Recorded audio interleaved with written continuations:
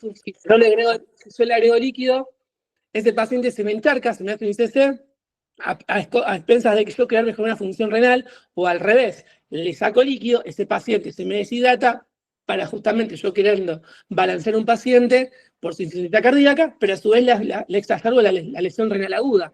Entonces, ¿qué quiere decir? Que si bien ahora lo estudian por separado, la verdad que a futuro ambas patologías van en conjunto y van de la mano, ¿sí? Fíjense que hay una especialidad que ve el corazón, hay una especialidad que ve el riñón, y después en el medio aparecemos los clínicos, que somos lo que tenemos que por ahí ser el punto medio entre esos dos órganos y a veces armar, inclusive desarmar algunas cuestiones que suceden en otras especialidades o de personas que por ahí no saben buscar el punto medio. Entonces por ahí hay que recordar siempre que estos dos órganos van de la mano, e inclusive, como ustedes estudian insuficiencia cardíaca, estudian la insuficiencia renal, hay un síndrome que no lo damos en defensa, pero sí lo vamos a dar cuando vean clínica, que es el síndrome cardiorrenal. El síndrome cardiorrenal es cuando la insuficiencia cardíaca es capaz de producir una lesión renal aguda, o al revés, la lesión renal es lo que produce la insuficiencia cardíaca. Entonces, por eso quiero decir, hoy lo estudiamos por separado, después lo vamos a estudiar en conjunto, y la verdad que a veces plantean desafíos terapéuticos, y para los clínicos es como muchas veces un poco hasta artesanal, es decir, saco un poco de líquido, pongo por acá, arreglo esto, arreglo lo otro. Entonces, por ahí siempre son temas muy importantes. Y ahora que lo tienen que ver en detalle, más aún. Entonces, bueno, sí o sí, van de la mano. El primer tema es insuficiencia cardíaca. Bueno, estos son algunos tópicos que vamos a ir desarrollando durante la charla. Yo ya sé que ustedes están en defensa, seguramente muchos de los conocimientos los manejan, pero la idea es, de alguna forma, enfocar qué cosas son importantes y las cuales no pueden dejar de saber para el examen. Primero, y después, obviamente, para su futuro como médicos, médicas. En primera instancia, un poquito de datos. Hay una gran cantidad de pacientes con insuficiencia cardíaca. Casi 64%, 64 millones de personas en el mundo desarrollan insuficiencia cardíaca. Después vamos a ver que hay un montón de tipos y un montón de clasificaciones. Vamos a ver según su ubicación, según su anatomía, según su FEI, según su repercusión clínica, según su disnea, y muchas más. Pero la idea es que sepan que es una patología que justamente estamos en un contexto donde la esperanza de vida va en aumento. Por ende, la insuficiencia cardíaca y las patologías crónicas no transmisibles aumentan y son más comunes de ver. Entonces, por eso tenemos que estar preparados. Indudablemente, hagamos lo que hagamos, porque el cirujano también tiene que conocer que el paciente tiene una FEI deprimida y por ende tiene que tener un control de ese paciente cuando lo vaya a operar. Así, o el clínico, o el terapista, o el anestesista, sin duda alguna, va a pedir una evaluación cardiovascular previa, ni hablar del cardiólogo, o inclusive los nefrólogos, saber que este paciente, como yo les decía, para mejorar la función renal, tenemos que saber con qué corazón arriba contamos. Entonces, por eso siempre van de la mano. Y vuelvo a decir, esperanza de vida alta, estas patologías crónicas prevalecen mucho más. Bueno, en Argentina la verdad que estos son dos datos que el que quiera ver son los registros de insuficiencia cardíaca aguda y insuficiencia cardíaca crónica. La verdad que ahora no hacemos mucho hincapié en esto, pero bueno, para el que lo quiera conocer, busca un poco más. La insuficiencia cardíaca, según la Sociedad Argentina de Cardiología, la define como un síndrome clínico, es decir, tiene signos y síntomas. De ahí que nosotros después, cuando lo vayamos a caracterizar, hay una serie de criterios famosos, un famoso estudio, el estudio de Framingham, que nos da unas características de unos criterios mayores y menores que justamente hacen a este síndrome. Hay una particularidad de la definición, que es lo que va a dar el disparador de esta patología, se caracteriza por la presencia o antecedentes inclusive de síntomas y o signos típicos secundarios a una alteración estructural o funcional. La palabra estructural y funcional es muy importante. ¿Por qué? Porque yo puedo tener pacientes con una FEI normal y cuando yo le hago un ecocardiograma, la anatomía está alterada, ¿sí? Por ahí el paciente no tiene mucha clínica, pero desde el punto de vista funcional está alterado. Entonces, ya la definición es importante, estructura y o función. Pueden estar las dos cosas, una u otra, y eso nos está dando el disparador de la insuficiencia cardíaca. Dado puntualmente por la reducción del gasto cardíaco o el aumento de las presiones de llenado. Sin duda alguna, acá juega mucho la precarga, el juego de la precarga y la poscarga. De ahí que ustedes a futuro, indudablemente, cuando tengan que establecer una terapéutica, van a tener que jugar con eso, ¿sí? ¿Qué disminuye la precarga? ¿Qué disminuye la poscarga? Y así sucesivamente, o aumentan, ¿no? a la hora de tomar conductas. Y eso nace simplemente de conocer la definición de insuficiencia cardíaca. Ya sea el reposo o el esfuerzo, concepto básico de la disnea, corroborados por método invasivo o no invasivo, el claro ejemplo de un electrocardiograma, el claro ejemplo de un ecocardiograma, con aumento o no del péptido natriurético. ¿Sí? Eso es un elemento bastante importante e inclusive es un marcador a nosotros que nos va a servir de screening, como así también a veces de control en algunos pacientes. Entonces, como yo le digo, ¿de qué tienen que destacar? De la definición, que es un síndrome clínico, que tiene signos y síntomas, que depende del gasto cardíaco, depende del reposo y del esfuerzo, y a su vez nace las características estructurales y funcionales del paciente. 90% la causa de hipertensión arterial. Sin duda alguna, si yo estoy aumentando la poscarga, obviamente voy a tener una alteración en el ventrículo va a tener toda una serie de cambios morfológicos, esta hipertrofia concéntrica, esta dilatación de la aurícula izquierda, esta alteración del ventrículo derecho, y si estamos hablando de la patología global, hasta de la aurícula derecha, indudablemente la hipertensión arterial juega un papel bastante clave. Y obviamente las cardiopatías isquémicas. Si yo tengo una causa previa, un paciente que como antecedente previo tengo un infarto agudo de miocardio, obviamente cuando le hago el ecocardiograma me dice hipoquinesia o aquinesia o alguna alteración relacionada con la estructura, porque hubo una parte del corazón que ha sido lesionado isquémico, sin duda alguna eso va a alterar la funcionalidad y por ende la estructura y por ende la funcionalidad de ese corazón. Indudablemente van a ser las dos grandes causas de la insuficiencia cardíaca. Y en el resto son patologías como valvulopatías, cardiopatías congénicas, miocardiopatías, inflamaciones como la pericarditis, estados hiperkinéticos, los pacientes con hipertiroidismo, los pacientes con anemia, pueden desarrollar insuficiencia cardíaca. Obviamente hay que ver qué tipo de anemia y qué tipo de hipertiroidismo. Pero bueno, en líneas generales, los dos conceptos que le tienen que quedar en defensa, que la hipertensión y la cardiopatía isquémica son las dos grandes causas del 90% del desarrollo de insuficiencia cardíaca. Entonces, es importante conocerla. En líneas generales, ustedes saben que este sistema está formado por pulmón, el corazón en el medio y después está relacionado obviamente con los tejidos. Algunos valores o puntos importantes que hay que considerar, que esto inclusive lo vamos a mencionar a lo largo y ancho del tema y a su vez también aparece en el estudio más importante que es el ecocardiograma. Sepan muy bien que la presión venocapilar es una presión normalmente del pulmón, tiende a ser más baja. El volumen de fin llenado diastólico ronda los 120 mililitros. Esto se compone por un volumen sistólico y un volumen residual. Uno es de 80 y otro es de 40 mililitros. La relación entre uno y otro, entre los elementos que yo mencioné, es la FEBI, que es la fracción de eyección del ventrículo izquierdo. Esto es importante porque el valor puntualmente es 70%. No solamente es un elemento que ustedes no usan de trabajo, sino que actualmente es la clasificación por ahí que los que hacemos clínica más nos llevamos, ¿sí? Porque es lo más objetivable, por así decirlo, de un paciente. Si bien tenemos la disnea, los criterios de Framingham, los edemas, etcétera, cuando nosotros lo vamos a cuantificar, le pedimos un ecocardiograma, el ecocardiograma nos dice la FEI. Si la FEI es tal, decimos que la insuficiencia cardíaca está preservada. La insuficiencia cardíaca está reducida, mejorada o inclusive levemente reducida. Entonces, por eso es importante saber de dónde viene esta fracción de eyección del ventrículo izquierdo.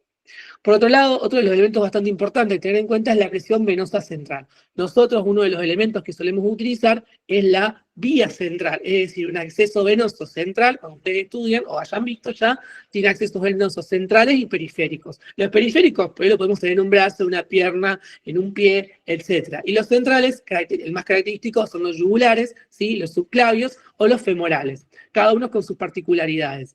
Uno de los que nosotros más utilizamos, sin duda alguna, es el yugular, porque eso nos permite a nosotros ver cómo es la presión venosa pulmonar, obviamente, la PVC, central, y eso nos permite conocer las características del corazón derecho, por así decirlo. Entonces, es un valor que nosotros tenemos que tener en cuenta a la hora de estudiar. Obviamente que si disminuye el volumen sistólico, aumenta el volumen de reserva, eso impacta en el volumen de fin de llenado diastólico, por ende, la PVCP aumenta, ¿no?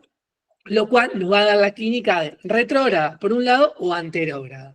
Retrógrada tiene esta característica de ser una disnea más, o desarrollarse precozmente, y anterógrada puede producir signos de hipoperfusión. Obviamente, si la sangre avanza, pero avanza en menor cantidad, va a producir que algunos tejidos no van a poder perfundirse como realmente lo deseamos.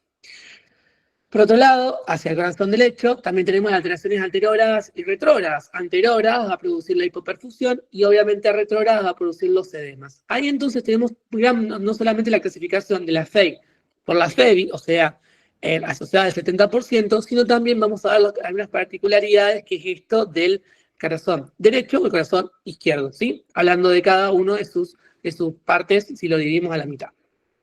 ¿Qué factores nosotros tenemos que considerar el desarrollo de la insuficiencia cardíaca? Esto es importante porque ustedes lo van a preguntar en los antecedentes personales de un paciente, ¿sí? Tenemos que saber si el paciente ha tenido enfermedad coronaria, hay pacientes que se conocen con infarto agudo de miocardio, colocación de stent, una cardiopatía isquémica, tales como estos, si han tenido algunos otros estudios. A veces los pacientes no saben bien qué han tenido, pero por la medicación ustedes pueden darse cuenta. Aspirina, estatinas, etc. Entonces también es importante sus antecedentes. Saber si el paciente tiene un diagnóstico de hipertensión, si tiene diagnóstico de hipertrofia ventricular izquierda, justamente porque el corazón lo que hace es aumentar la estructura cardíaca, o sea, aumentar las fibras musculares para ir contra la poscarga. Valvulopatías, antecedentes de diabetes, una gran causa. La obesidad, el tabaquismo, la edad avanzada, pacientes añosos van a tener la tendencia a desarrollo de una insuficiencia cardíaca, más o menos. Suele prevalecer, como yo anteriormente le dije, aumenta la prevalencia, las cardiopatías congénitas y el consumo de alcohol. Y hay un montón de desencadenantes que pueden desarrollar insuficiencia cardíaca. Esto les queda en el power, pero por ejemplo, yo tengo una paciente internada por una neumopatía. Esa neumopatía, hoy actualmente, que estamos en un brote epidemiológico de influenza, por ejemplo, tenemos una situación en la cual tranquilamente esta paciente disparó por ETI positiva, que es la influenza, dispara su complicación, una insuficiencia cardíaca. Esta paciente actualmente ya resolvió su neumopatía, pero el segundo punto es resolver su insuficiencia cardíaca. Entonces, por ejemplo, una de las causas por la cual se puede desestabilizar es por las infecciones. Otras importantes, hipertensión arterial, síndromes coronarios agudos. A veces hay pacientes que tienen el infarto y automáticamente hacen insuficiencia cardíaca, inclusive hay hasta escalas, las famosas escalas de Kimball, que son escalas que nos sirven a nosotros para reaccionar a la insuficiencia cardíaca y la lesión estructural. Situaciones como embarazos, miocarditis, situaciones de estrés o situaciones más patológicas como diabetes descompensada o abdomen agudo, ¿sí? Y muchas más, pero que entiendan que la insuficiencia cardíaca puede ser o la forma en la cual el paciente se le presenta a la guardia, o si no, puede ser también la forma, indudablemente, de repercusión de otra patología que le dio origen. Clasificaciones, como a mí me gusta por ahí mucho decir cuando doy las clases de semio, ustedes ya en esta instancia no tienen que decir clasificación, bueno, clase funcional 1, 2, 3, 4, no. Lo que siempre se tienen que parar es decir según qué, ¿sí? Recuerden que los de semio son bastante ordenados y sin duda alguna cuando hagan clínica y en mi lado clínicoide, somos bastante ordenados con algunas cuestiones y más que nada las definiciones. Según localización, podemos decir derecha, izquierda o global. Otra forma de decirlo es según el tratamiento. Podemos desarrollar insuficiencias cardíacas que están totalmente compensadas, es decir, el paciente puede casi no tener síntomas, o al contrario, pueden estar descompensadas y ahí nos abre la insuficiencia cardíaca aguda. Sin ejemplo tal, el edema agudo de pulmón, con o sin hipertensión. Según la sintomatología, anterógrados y retrógrados, como yo dije previamente, según el tiempo de evolución, puede ser un agudo o crónico, puede ser según su grado de disfunción, o sea, si la alteración está en la sístole o si la alteración está en la sístole, o según los grados muy relacionados con la disnea, grado 1, 2, 3, 4, que es lo que hace, como ya sabemos a esta altura, la progresión de 1 a 4, lo que está acompañado de su complicación, ¿no? Una grado 1 es un grado mucho más leve y ya grado 4, estamos diciendo que esos pacientes tienen una insuficiencia cardíaca tal que produce una disnea que se aparece hasta en los movimientos mínimos, ¿no? Cambiarse, peinarse o inclusive simplemente atarse los cordones, como el caso de lo que se llama la bendopnea.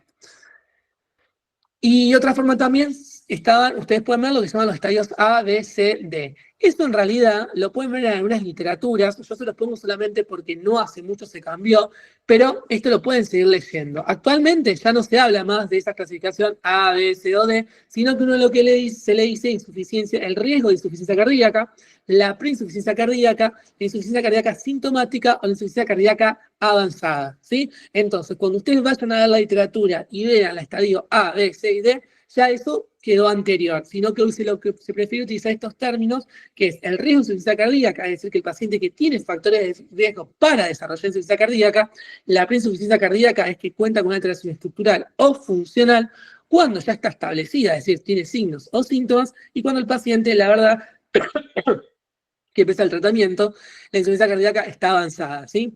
Eso, obviamente, tiene que ver con ustedes van a ir viendo y van a ir evaluando este tipo de pacientes. Pero bueno, en algunos pacientes priorizarán por ahí el tratamiento de su causa, de lo que puede llegar a desarrollar y desestabilizar a futuro la insuficiencia cardíaca, o hay pacientes que por ahí ya les vienen con el cuadro establecido y ustedes tienen que ir ajustando lo que puedan y lo que tengan, y a veces lo que también el paciente en su situación pueda tolerar. Pero bueno, esto también es importante saber clasificarlo ya no más por estadios, sino saber clasificarlo por estos cuatro términos. Y sin duda alguna, una de por ahí las que más nos gusta, por ahí la que uno ya usa más desde el punto de vista clínico, es según la fracción de eyección del ventrículo izquierdo, que incluye 4 términos. La fracción del ventrículo izquierdo levemente reducida, la preservada y por ahí lo que se llama la mejorada. Comúnmente cuando uno habla de lo que es la reducida, sin duda alguna es un valor de menos de 40% de FEI. Cuando está entre 40 y 41 y 49, levemente reducida. Por encima de 50 decimos que está preservada, y la situación clínica en la cual decimos que es una FEI mejorada es el paciente que ya haya tenido el diagnóstico de insuficiencia cardíaca, inclusive menos de 40%, y con la terapéutica y algunos factores que son predictores positivos, por así decirlo, a desarrollar una mejoría de insuficiencia cardíaca, desarrollan un mejoramiento. Es decir, algunos pueden aumentar por más de 10 puntos, es decir, llegan hasta más de 50 y algunos hasta más de 40. Pero ahí la diferencia de la FEI mejorada con respecto a los otros es que el paciente probablemente ya esté en tratamiento y tiene algunos factores que por ahí lo ayudan un poco más a que mejore esa FEI. Pero que les quede el concepto de que está la FEI reducida, levemente reducida, preservada y mejorada. De ahí que obviamente ustedes tienen que haberlo preguntado en los antecedentes personales y haber construido una buena historia clínica del paciente. Otra de las formas también para verlo es según el perfil hemodinámico. Le decimos lo que se llama la insuficiencia cardíaca desde el punto de vista fenotípico. Esto es lo que ustedes habrán leído, lo que es caliente caliente frío, seco y húmedo. Seco y húmedo tiene que ver si está congestivo o no está congestivo. En líneas generales, si tiene más o menos líquido, ¿sí?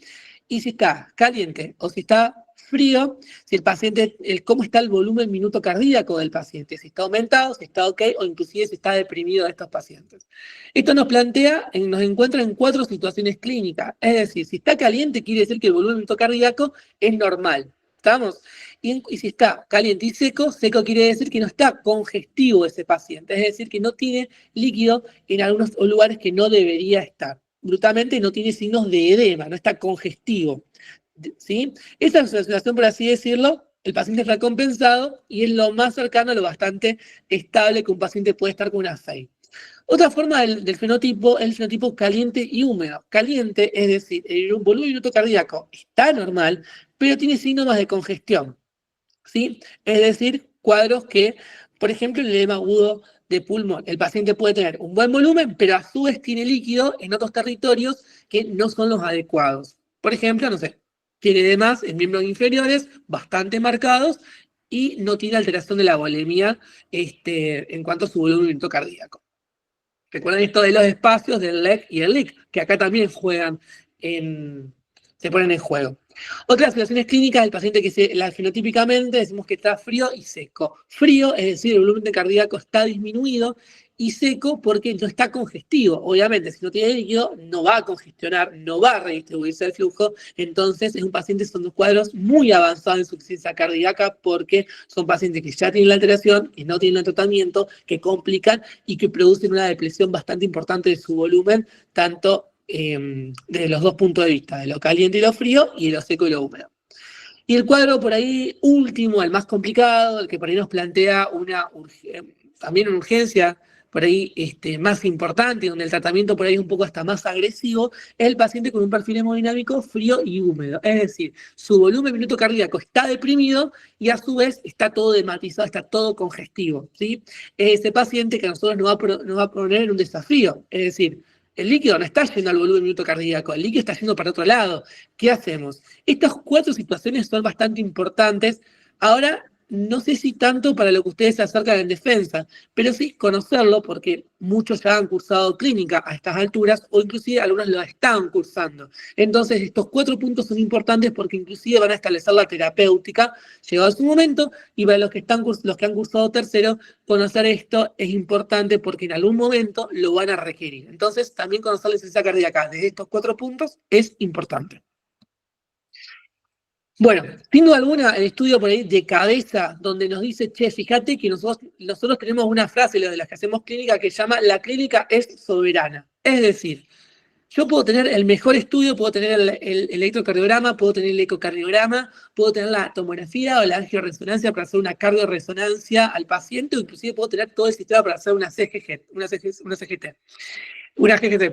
Pero lo importante es la clínica, es ver al paciente, es decir, che, fíjate que este paciente me dijo que tiene edemas, que se le hinchan los miembros inferiores, que cuando se le van por la noche se tiene que levantar porque se ahoga, porque se pone 1 o 2 almohadas para dormir. Eso es clínica, eso es simplemente estar al lado, escuchar al paciente y prestarle atención a lo que está diciendo, porque nos está diciendo algo muy importante, que es ni más ni menos que son los criterios de Framingham.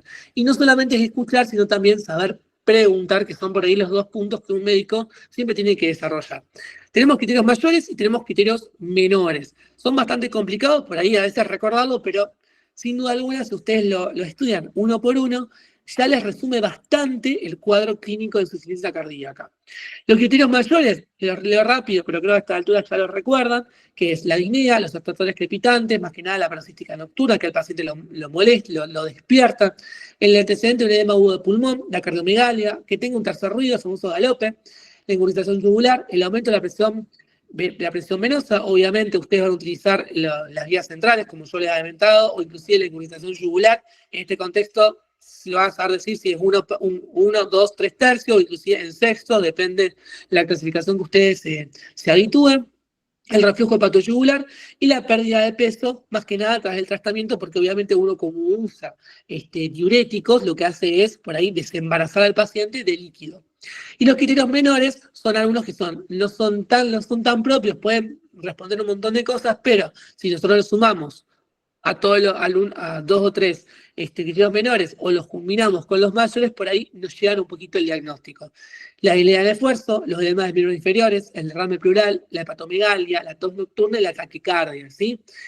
Obviamente que ninguno de estos automáticamente quiere decir insuficiencia cardíaca, sino hay que asociarlo. Y siempre recuerden que ustedes ven pacientes. Estos pacientes que ven ahora o van a ver a futuro, tienen un montón de cuestiones, ¿sí? Tienen que a veces también ser un poco más duchos, vivos, en decir, bueno, che, esta hepatomegalia puede verse un montón de cosas. Ahora, esta hepatomegalia, con esto y lo otro, ¿es insuficiencia cardíaca? O esta hepatomegalia, no sé, es por una cirrosis incipiente, etcétera, o una estatosis hepática. Pero bueno, como el que les queden los conceptos que a través de estos criterios mayores y menores, ustedes pueden asociarlos y a futuro desarrollar, llegar al síndrome de insuficiencia cardíaca. Framingham les dice que 2 criterios mayores hacen diagnóstico, un criterio mayor y 2 criterios menores hacen diagnóstico y la confluencia de 3 criterios menores por lo menos hacen un diagnóstico. Es decir, que yo hasta acá no necesité el ecocardiograma y el electrocardiograma. ¿Siempre son buena conducta? Sí. Pero bueno, en líneas generales, uno puede ya sospechar. No siempre es fácil y otras veces vemos, le decimos este paciente tiene una ICC o un IC. Otro concepto importante, justo que yo me estoy escuchando, la IC, una cosa es insuficiencia cardíaca, otra cosa es la insuficiencia cardíaca congestiva, que a veces uno también confunde, ¿no? La insuficiencia cardíaca es, como nosotros estamos hablando, es la alteración estructural funcional con una alteración de la FEDI que puede estar o no estar más o menos reducida, ¿sí? Y que puede estar acompañada por un estudio, como dijimos, de diagnóstico por imágenes. Es decir, la insuficiencia cardíaca como tal no necesariamente está congestiva, porque ahí viene el otro término con la insuficiencia cardíaca congestiva. Yo puedo tener pacientes que son insuficientes cardíacos, pero que no tienen signos de congestividad, es decir, no están, por ejemplo, edematizados, ¿sí? Eso es importante a la hora de hablar. La IC no es lo mismo que ICC. Por eso son dos cosas, obviamente están relacionadas, pero cuando hablo de congestivo, indudablemente quiero decir que hay más líquido en algún territorio e inclusive la insuficiencia cardíaca como tal no necesariamente tiene un diurético como una furosemida o algo así como la insuficiencia cardíaca congestiva, que inclusive hasta a veces hay que tomar conductas rápido, porque el paciente está edematizado, está disnéico, te satura, tiene líquido en los pulmones y tengo que tomar una conducta rápida porque si no lo tomo el paciente se complica la vitalidad del mismo e inclusive puede fallecer, ¿sí? Entonces, saber esos conceptos es importante, porque una cosa u otra indican hasta la terapéutica que yo tengo que tomar. Bueno, ¿qué preguntamos? Yo creo que a estas alturas todos más o menos sabemos qué preguntar en líneas generales. Desde cuándo empezó, cómo empezó, qué estaba haciendo, si tiene antecedentes, si ya ha tenido episodios previos, obviamente correlacionados con los datos personales del paciente, la edad, el sexo, la actividad física, la medicación que realiza, los episodios previos, si ha tenido o no controles médicos.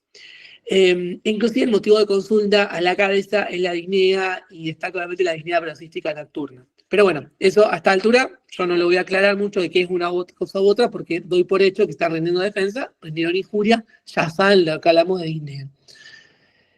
Bueno, destaca los tipos de disnea, clase 1 a clase 4. Recuerden a qué cada uno está relacionado y obviamente que cuando decimos una clase funcional 1 es una clase funcional por ahí más leve, en cuanto a la clase funcional 4 es una situación clínica más avanzada, donde el paciente ya no puede ni respirar, por así decirlo, tiene esa sensación de falta de aire ante movimientos mínimos, inclusive el reposo, ¿sí? Hay otros signos y síntomas típicos, inclusive un poco menos típicos de eso, que son más allá de la disnea, de los que nosotros estamos acostumbrados, ¿sí? Inclusive algunos que fueron de los últimos que aparecieron, es el término bendomnea, es este paciente que típicamente viene porque cuando se agacha, cuando quiere atarse los cordones, siente falta de aire. Yo me acuerdo que hace poquito tuve un paciente que vino a la guardia, donde tenía justamente la sensación de falta de aire, y él me contaba que días previos había ido un médico en ambulancia a evaluarlo, y él le comentó que tenía falta de aire puntualmente cuando se inclinaba hacia adelante. Y nada, se había interpretado en ese contexto como por ahí un estado más gripal, le habían dado cierta medicación, y el paciente no estaba ni más ni menos que haciendo insuficiencia cardíaca, era un signo de insuficiencia cardíaca la bendomnea. Era solamente escuchar al paciente, y el delirio tenía la bendomnea, obviamente tenía un ecocardiograma con una C reducida, se tuvo que instalar el tratamiento el correspondiente, y simplemente escucharlo. Y por ahí no era el habitual de la disnea paroxística nocturna, de la nicturia, de que usa una o dos, tres almohadas, sino también saber que hay otras cuestiones clínicas que hay que saber escuchar y por lo menos estar atentos si suceden. Que son más o menos estas cositas, estas palabras que yo les agrego, que les quedan en el Power, obviamente, que por ahí escapan a las más comunes que uno siempre estudia, que indudablemente son los criterios de Framingham, ¿sí? Porque los pacientes son todos diferentes. El examen físico, ¿qué voy a ir a buscar el paciente? ¿Cómo me va a venir? Sin duda alguna, la disnea de la cabeza, como ya estamos repitiendo, tos, irritabilidad, esa tos seca, ¿sí? También puede estar hablando del paciente con insuficiencia cardíaca. No es esa colación de rosa, con tos con expectoración rosada, que a veces puede estar acompañada del edema agudo de pulmón, pero bueno, estamos ahí en otra situación. Pero en líneas generales puede tener una tos seca. Los estertores, ¿sí? Estos rales que pueden ser el concepto de los rales bivasales o el concepto de los rales en marea ascendente, que justamente eso nos habla del cuadro de insuficiencia aguda, típicamente del edema agudo de pulmón. El reflujo hepatoyugular, la ingurgitación yugular, que uno y otro están totalmente relacionados. La hepatomegalia, la esplenomegalia por la aumento de la presión. La ictericia, que a veces puede suceder, obviamente por la complicación. Los edemas, la caquexia, ¿sí? La cianosis, la citis o la presencia de mayor cantidad de líquido en los pulmones, como la pleura, como el hidrotórax. Otra cosa que también uno puede escuchar es o constatar la cardiomegalia, el R3 y el R4, los soplos y los pulsos alternantes también pueden estar en estos pacientes. Y sin duda alguna, uno cuando tiene que estar de la disnea, como ya habíamos hablado, como ya sabemos, saber si es en reposo, en esfuerzo, si es aguda, si es crónica, los niveles de la disnea, 1, 2, 3, 4, inclusive según la posición, yo le agregaría a las que yo puse en el Power, la vendopnea, porque, como le dije a este paciente, inclusive no hace mucho que se puso este término de vendopnea. Bueno, para que les quede de repaso, más que nada los 4 grados de los edemas, ¿sí? Ustedes pueden, siempre es importante, al edema no solamente decir en dónde está, sino también lo pueden escribir en cruces, o lo pueden escribir en segundos, o lo pueden escribir en grados, según el que ustedes se habitúen, pero el tema es que se entienda que el paciente tiene un edema, y siempre recuerden que el edema lo tienen que buscar. Si lo buscan en miembros inferiores, siempre tienen que apoyar sobre una superficie ósea, ¿sí? Nada de eso de apretar arriba del músculo, sino que busco las estructuras óseas de la pierna y aprieto sobre esas, para más que nada corroborar realmente, e inclusive también saber que ese paciente está en bipedestación, o sea que está parado, lo busco en los puntos de mayor declive, e inclusive si el paciente está acostado, me voy a ir a buscar los edemas sacros, ¿sí? Esto es importante. Después, o sea, uno me pregunta, bueno, hay pacientes que están acostados, no tienen insuficiencia cardíaca y tienen edema. Bueno, eso es otra situación que puede deberse a un montón de cosas, pero en el ejemplo puntual de la insuficiencia cardíaca van a buscar los lugares de mayor declive. Miembros inferiores, está parado, obviamente, y si está acostado, van a ir a buscar el edema sacro del paciente. Y sin duda alguna, acá, la auscultación. La auscultación es importante a la hora de estudiar la disnea porque van a escuchar esos sonidos puntualmente que son los rales, que pueden estar los rales bivasales o inclusive en ascenso. Los rales pueden aparecer en otras patologías, es verdad, pero ¿qué característica tiene el ral de insuficiencia cardíaca? Es bilateral. ¿Puede estar en la neumonía que es bilateral? Sí, es verdad, pero por ahí cuando nosotros vamos a ver líquido de los dos lados en un paciente que tengo estos antecedentes y escucho esta historia y voy y lo oculto, che, tengo edema, RAL en los dos lados, che, fíjate que esto puede ser una insuficiencia cardíaca, ¿sí? Siempre lo ponen en contexto de tal paciente, ¿no? Obviamente, puedo decir, está bien, está la neumonía, con neumonía bilateral, complicada, etcétera. Pero bueno, contextualizando en el tema que damos hoy, sepan que también la particularidad es más que nada bilateral. Solamente destaco 2 o 3 cosas del edema agudo de pulmón, es decir, el líquido que asciende rápido en la pleura, ¿sí? Que es más que nada la clínica, la insuficiencia cardíaca, pero lo que no les da es tiempo, los corre a ustedes, ¿sí? Y en su futuro van a tener que tomar conducta. ¿Cómo viene ese paciente con edema agudo de pulmón? Disnea intensa, inclusive puede ser abrupta o rápidamente progresiva. Tos con expectoración acuosa, inclusive algunos libros hablan de expectoración rosada. La insuficiencia respiratoria, el uso de músculos accesorios, la desaturación. Los rales crepitantes en marea ascendente. Siempre recuerden que la disnea, cuando ya estudiaron la disnea tiene muchas formas de clasificarla, pero hay también una forma que es muy por ahí para dividir las aguas, respiratoria o cardíaca. La cardíaca tiene la particularidad de que por más que yo le ponga a veces el oxígeno, no mejora porque claramente la causa es sacarle el líquido. Entonces, de ahí aparece el RAL crepitante, porque cuando yo tengo que sacarle el líquido para que el alvéolo se expanda y haga su función, lo cual nos hace la diferencia con la disnea respiratoria, que le tengo que meter oxígeno, porque la causa es por ahí.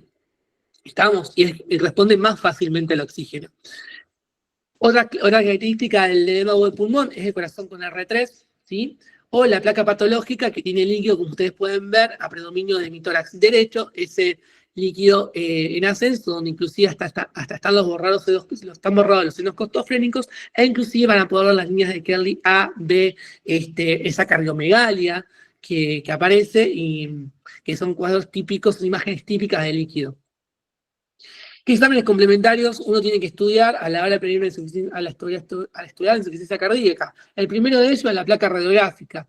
¿Por qué? Porque todas las líneas generales, ya seamos un centro de salud alejado de la ciudad, un hospital, un sanatorio o lo que sea, suelen tener una placa radiográfica. Si no tenemos la placa radiográfica, tenemos la clínica. ¿Sí? Ustedes siempre, como yo siempre le digo a mis alumnos, tienen que estudiar para cuando no tengan todos los elementos y saber con su conocimiento resolver situaciones. Tal vez es ahí donde más van a necesitar la semiología y la clínica, porque como a veces les va a pasar a muchos cuando se reciba, no van a entrar a trabajar en un tercer nivel donde tienen todo, o si entran, por ahí a veces pueden pecar un poco de de pegarse a tener siempre los estudios o inclusive el especialista llamado.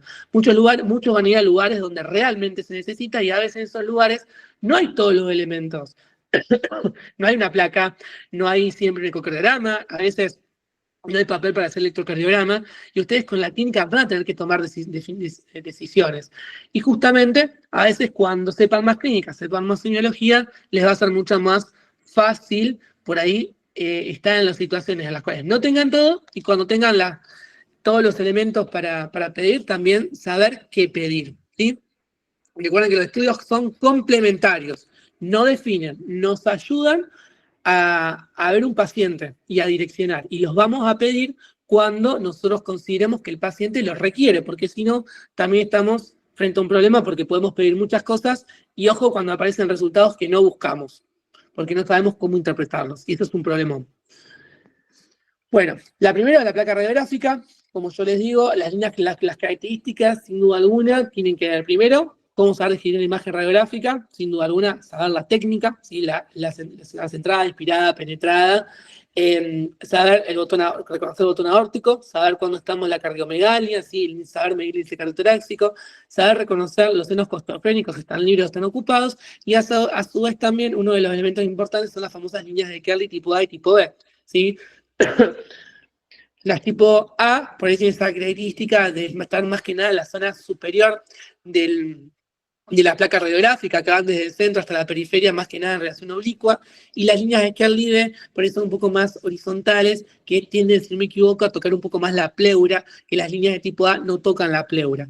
Y son signos típicos de redistribución de líquidos. ¿Estamos? Entonces eso es importante. La placa la tienen que saber ver. Una placa de tórax y una placa de abdomen tiene que saber ser vista de un médico que se recibe e inclusive un médico que está en formación como ustedes. Otro de los elementos que también pedimos, sin duda alguna, es el electrocardiograma, ¿sí? Y los exámenes de laboratorios. Obviamente lo voy mencionando porque son cosas que dentro de todo por ahí son más accesibles. A veces no están, es verdad, pero bueno, como les mencioné. Otro de los elementos que podemos pedir es el péptido natriurético, que es un elemento a veces que está disponible, a veces no, a veces está disponible, pero el resultado no lo voy a tener en el momento, sino que está después de varios días, porque a veces hay que pagar para auditarlos, para que los hagan. Entonces, bueno, tarda. Entonces, como comentario, sirve.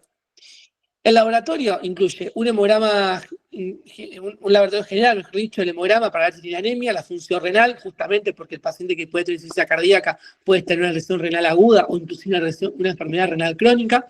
El ionograma, ¿sí? A veces podemos tener pacientes con hipopotasemia o hiponatremia, inclusive cuando ustedes tienen fármacos, hay fármacos que lo que hacen es persisten estas situaciones clínicas que uno tiene que tener en cuenta. La glicemia, pacientes que tienen diabetes, obviamente, el hepatograma, la albúmina, la hormona tiroidea, siempre cuando uno estudia, por ejemplo, un derrame pleural, tiene que pedir hormona tiroidea porque es una causa. Y las enzimas cardíacas, si ustedes sospechan que además de insuficiencia cardíaca hay un síndrome coronario agudo al mismo tiempo. ¿Qué puede estar? ¿Sí? El perfil lipídico, más que nada, también un concepto importante de la hipertensión, la insuficiencia cardíaca, de los síndromes coronarios, es al paciente establecer en su riesgo cardiovascular. Ese riesgo cardiovascular lo van a hacer pidiendo los lípidos. Las serologías, y en el caso de que, por ejemplo, bueno, un poco más volado y más por ahí de especialista, esto de las colagenopatías o patologías autoinmunes que pueden tener algún tipo de repercusión o inclusive enfermedades hematológicas que pueden tener alguna repercusión clínica en los pacientes generando una insuficiencia cardíaca. Pero en líneas generales que les queda el concepto que un paciente con insuficiencia cardíaca, además de la clínica, le tienen que pedir un laboratorio mínimo básico y una placa. El péptido natriurético, que ya a esta altura de la facultad ya lo habíamos visto allá en trabajo y tiempo libre, él tiene la particularidad de que a medida de que se distiende las paredes, la pared del corazón, eso aumenta. Nosotros tenemos el BNP, que es el péptido natriurético atrial, y el proBNP, que es su elemento anterior. Como yo digo, el estiramiento de estas fibras musculares por aumento de volumen produce la presencia, o sea, lo que estimula la liberación de estos péptidos natriuréticos. Y es un elemento bastante importante, porque a veces cuando yo tengo un paciente que no sé si esta disnea es cardíaca o respiratoria, y quiero, pedir algún elemento más, porque inclusive ustedes tienen pacientes que coexisten. El paciente con neumonía, con insuficiencia cardíaca, existe.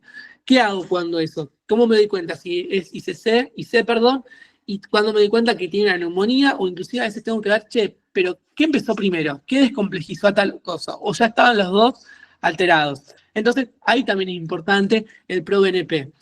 O cuando tenemos dudas, decimos, bueno, che, vamos a pedirle un ProBNP a este paciente, porque no me termina de cerrar, ¿sí?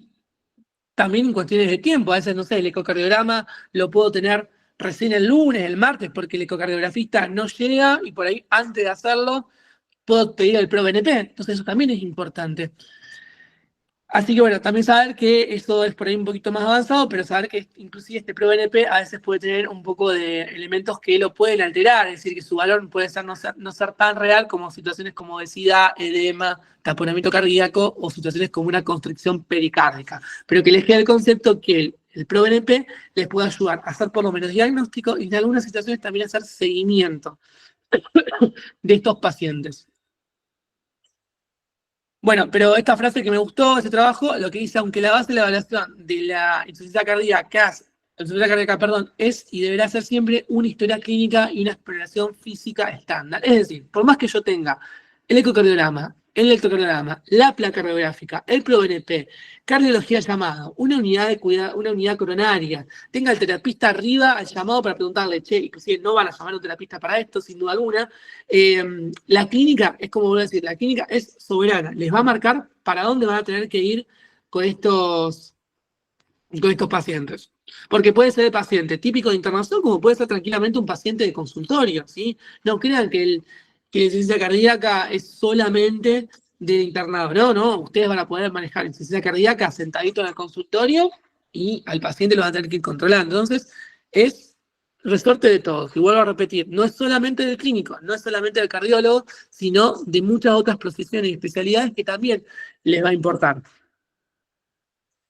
El ecocardiograma nos da un montón de información, pero a modo de comentario, ¿qué valores son importantes? El índice de la masa ventricular izquierda, eso está diciendo si yo tengo una poscarga aumentada, obviamente tengo las fibras musculares aumentadas, van a tener que hacer más fuerza, brutalmente dicho, y eso va a generar la hipertrofia, por lo tanto aumenta el índice. Los espesores, el índice de volumen de la aurícula izquierda, si yo tengo no solamente un ventrículo izquierdo dilatado, sino que está haciendo dilatación de la aurícula izquierda, quiere decir que está distendiendo cada vez más. ¿Sí? Yo, por ejemplo, hoy tuve un paciente que tiene un ecocardio con una FEI de 60, levemente reducida, y tenía alteraciones anatómicas que justamente hablaban de una hipertrofia ventricular izquierda con hipertrofia concéntrica puntualmente, dilatación de la aurícula e inclusive repercusión a nivel derecho. Y es un paciente que tal vez estaba cursando internación por otra cosa, si no me equivoco, por un pie diabético, y nada, terminamos también estudiándolo para insuficiencia cardíaca y obviamente se hizo también ese tratamiento para el ICC, por lo menos empezar a afiliarlo. Y solamente alteraciones estructurales, que justamente es esto. El PSAP, un valor de más de entre 25 y 35, que es la presión pulmonar, y la velocidad de regurgitación tricuspida, obviamente que nos está hablando de la información del ventrículo derecho, o sea, del lado derecho. Bueno, esto en líneas generales, por ahí son otros estudios que se pueden pedir. La verdad que ahora no viene al caso, pero sepan que más allá del ecocardiograma, del electro, de la placa, del laboratorio, del ProBNP, hay otros estudios que van de resonancias, coronariografías, cinecoronariografías, que son por ahí estudios más de resorte del especialista, o inclusive, llegado el momento, uno lo pide en ciertas situaciones puntuales. Bueno, etiología de insuficiencia cardíaca, a esto a modo de repaso, ya lo vamos cerrando esta parte. Enfermedad coronaria, como ya informé previamente, hipertensión arterial destacan, y todas las otras que yo mencioné. Recuerden siempre preguntar antecedentes del 90% de las causas: cardiopatía isquémica e hipertensión arterial. Y esto, en realidad, esto ya bastante avanzado, pero yo lo que le quiero llegar al concepto, fíjense que esto está sacado de la Sociedad Argentina de ¿te puedo hacer una pregunta? Sí, dime. En el examen, las etiologías, ¿hace falta diagnosticarlas en aguda y derecha? Clasificarlas, no diagnosticarlas. O así en general, como las dice vos, las puedo decir. Pero pará, me dijiste de agudas y derechas, ¿cómo me estás diciendo eso? Aguda y derecha. Repetímela. Aguda y crónica, perdón. O también en derecha izquierda. Es según cómo te pares vos, Mayra. Si vos decís, mirá, yo la clasifico, digo, bueno, según tiempo de evolución, digo aguda y crónica, está perfecto. Según, no sé, alteraciones anatómicas, puedo decir valvulopatías o lo que sea, procesos inflamatorios. Según, ahí lo que yo uso mucho para que no se desordenen tanto, es según qué vos lo querés clasificar. ¿Sí? Eso te va a ayudar bastante, por lo menos para ordenarte. ¿Sí? Gracias. Yo nada más le quería dejar esto, que fíjense que al fin y al cabo por ahí resume un algoritmo, más que nada la insuficiencia cardíaca. Lo primero que arrancamos es la anamnesis con el electrocardiograma, la placa y el laboratorio. Esto en líneas generales lo podemos tener todo. O sea, no quiero llegar al ecocardiograma. Yo con estas 3 cosas, 4 inclusive, puedo llegar simplemente a sospechar que el paciente está con insuficiencia cardíaca. Después, bueno, le puedo pedir el ProBNP, le puedo pedir el ecocardiograma si es necesario, e inclusive yo después lo clasifico según su fracción de eyección ventricular izquierda, y después haré la terapéutica, la conducta y todo lo que corresponda. Entonces, como líneas generales, ¿qué les tiene que quedar en insuficiencia cardíaca? Que es importante. Primero, saber la definición, saber cuándo es insuficiencia cardíaca y cuándo es insuficiencia cardíaca congestiva. Esto de las alteraciones funcionales, anatómicas, en los estudios métodos complementarios y alteración de los elementos natriuréticos. Segundo punto, saber comprender cuáles son sus múltiples clasificaciones. ¿Según qué? Según el tiempo, según la ubicación, el punto de vista del corazón, si es del lado derecho o del lado izquierdo, según la disnea, según la FEI, según la respuesta al tratamiento, según la respuesta clínica, por así decirlo, y según la sintomatología. Saber recordar todos los criterios de Framingham, eso es muy importante. Y la clínica, como yo mencioné previamente, como así también saber interpretar una placa radiográfica, por un lado, saber interpretar algunos valores importantes del electrocardiograma, el ecocardiograma. El electrocardiograma, la verdad, que no es un elemento de mucho diagnóstico. Sí puede tener algunas cuestiones, es verdad. La progresión de la R en B1, B2, B3, B4, B5, si va aumentando o si va disminuyendo, nos habla del tamaño de la pared del ventrículo. Es verdad. Signos de sobrecarga también nos da información, pero bueno, la verdad que esos pueden ser específicos, comunes específicos y pueden aparecer en otras patologías. Pero bueno, sí le gana el ecocardiograma por encima del electrocardiograma. Lo que no quiere decir que no haya que hacer en todo paciente que tenga una insuficiencia cardíaca, siempre que hacer un electrocardiograma. Eso del libro. Pero no piensen que siempre va a representarse en el electrocardiograma porque puede no suceder de esa manera. ¿Estamos? Después, saber qué causas los pueden disparar y qué factores son importantes a conocer. Porque ustedes recuerden que en tercero, la historia clínica es como el caballito de batalla para responder cualquier pregunta, porque es lo que a nosotros nos ordena. ¿Sí? Entonces, cuando vayan a pensarlo, piénsenlo también en qué le preguntamos al paciente, porque ustedes indudablemente le van a hacer algunas preguntas a ese paciente que tengan enfrente para direccionar, decir, bueno, che, esta disnea es esto, esta disnea va por acá, esta disnea con estos antecedentes, no tengo que olvidarme de ver esto, ¿sí? No es lo mismo una disnea, una disnea en un paciente que no tiene antecedentes de cardiopatías que en un paciente que los tiene, ¿sí? Entonces, eso también es importante. ¿Dudas, preguntas hasta acá? Tengo una pregunta. Sí. Yo no sé, tal vez sea tonta, yo no tengo mucho conocimiento, porque soy de injuria, solo que todavía no he visto defensa. La diferencia entre la insuficiencia cardíaca congestiva y la insuficiencia cardíaca general. O sea, la congestiva sería una forma específica de insuficiencia cardíaca, ¿sería? Claro, es más que nada cuando tiene signos más de edema, de que tiene líquido por algún territorio en cantidad, ¿sí? Es por eso. Esos 4 fenotipos, uno de esos 4 fenotipos es que el paciente está bastante encharcado, como le decimos nosotros, que es el paciente por ahí que inclusive necesita sí o sí internarlo. Tal vez insuficiencia cardíaca como tal, a veces no le internás porque el paciente anda sin ningún tipo de problema de forma ambulatoria, con su tratamiento habitual, sin drama. Pero por ahí insuficiencia cardíaca congestiva, es decir, el paciente que tiene líquido, que está haciendo inclusive un edema agudo de pulmón, que te está haciendo edemas de miembros inferiores, por ahí hasta que tomar una conducta. Ahí en esos pacientes, por ahí destaca el tratamiento diurético, que por ahí en el paciente que no tiene los signos de congestividad, no le das tanta no trabajás tanto, la terapéutica no es tan agresiva desde el punto de vista diurético, porque vos lo que tenés que hacer en el paciente congestivo es sacarle líquido, porque está teniendo un líquido en un lugar que no debería estar. Esa es la diferencia por ahí. Yo más que nada, para cuando vayan a hablar, es decir, insuficiencia cardíaca, igual insuficiencia cardíaca congestiva, no. Es distinto, el consenso justamente hace un capítulo de una cosa y de la otra por esto, por la congestividad, el exceso de líquido. De ahí que habla de este concepto de frío caliente, seco y húmedo. Por eso está esa clasificación fenotípica. Viene de este lado. Muchas gracias. Profe, entonces, una pregunta. Entonces, si el paciente usa con un fenotipo húmedo, podemos decir que es una insuficiencia cardíaca congestiva, ¿no? Húmedo, sí, porque más líquido. Ah, ok. Exacto. Esto le va a quedar grabado, así que quiero ir para atrás. Esto le va a quedar bien grabado, que lo van a tener esto fácil. Fíjense, por eso los dos cositos que até en amarillo, por ahí es más fácil de pensarlo. Si está húmedo, tiene mucha congestión. Tiene más líquido en un lugar que no está. O es un edema agudo hipotensivo, ¿sí? O tiene un shock cardiogénico. Tiene mucho más líquido por fuera de donde debe estar. Punto. Si es seco, no está congestivo, pero bueno, tiene sus complicaciones también dependiendo cómo va su volumen minuto cardíaco. Porque acá juega esto, la relación del leak, del LEC y la formación de un tercer espacio. ¿Sí?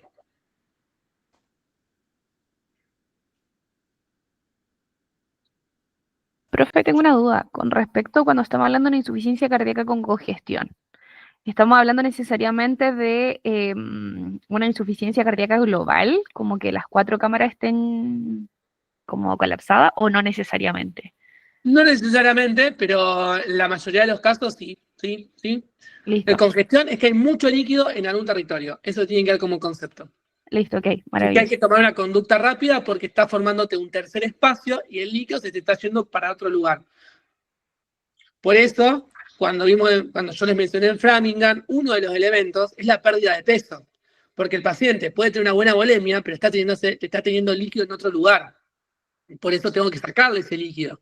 Y ahí ustedes después, cuando ya vean clínica, van a tener que saber qué líquido le van a pasar a ese paciente para sacarle ese agua que está formando un tercer espacio y mandárselo al volumen minuto cardíaco. Pero bueno, esto es sin duda alguna clínica. Pero que les quede como concepto que hay que tomar conducta. Generalmente son retrógradas, en ese caso. Claro, sí, la mayoría de los casos sí, por lo menos lo que yo estoy más asociado son retrógradas, sí. Listo, buenísimo. Gracias, Sí. profe. Pero bueno, esto siempre, como le digo, depende del paciente de un mundo. Pero es importante que entiendan esto fenotípico, porque es simplemente ver al paciente. Es ver al paciente. Y el edema agudo del pulmón, el caliente y húmedo, es una conducta rápida. El paciente se le está ahogando delante de su cara. Lo escucharon en un segundo, tiene líquido hasta abajo. Un ratito de nuevo que lo vuelven a escuchar, tiene el líquido medio basal. Cuando terminaron a los 5 minutos, está subido hasta el vértice. Y ese paciente hay que tomar una conducta aguda porque se les muere. ¿Quieres verlo? ¿Otra pregunta? Profe, y en relación a esto, yo solamente puedo clasificar diciendo, bueno, también la clasificamos en la localización derecha e izquierda para no nombrar todos, ¿verdad? Sí, pero sin duda alguna alguien te va a preguntar un poco más. Ah, bien. Yo creo que te van a preguntar, o sea, es como que, ¿y qué otras formas? Porque son muchas, o sea, es como raro decir derecha e izquierda. Pero no quiere decir que esté mal, no quiere decir que esté mal. Bien. Te van a quedar algunas formas por fuera. Sí, y ahí, bueno, y ahí sigo diciendo lo que... Porque si es derecha e izquierda, ¿y qué pasa con la global? Nada. Es como que es un problema cuando son un montón de clasificaciones, porque inclusive una y otra se relacionan. Porque, no sé, la izquierda va a tener que hablar de síntomas anterógrados, retrógrados, así sucesivamente. Bien. Sí. Profe, ¿la congestiva sería la descompensada o no? Bueno, sí, en realidad pero ahí pasan dos cosas. Primero, que ahí vos estás combinando términos. Yo puedo tener una congestiva totalmente descompensada, porque el concepto de descompensada es con tratamiento o no tratamiento, o puedo tener una congestiva que el paciente ya está compensándome. Ahí estás cruzando términos. Ah, ok. Estás parando el compensado y descompensado, que es la clasificación según tratamiento, y la congestividad, cuánto líquido tiene y dónde lo tiene.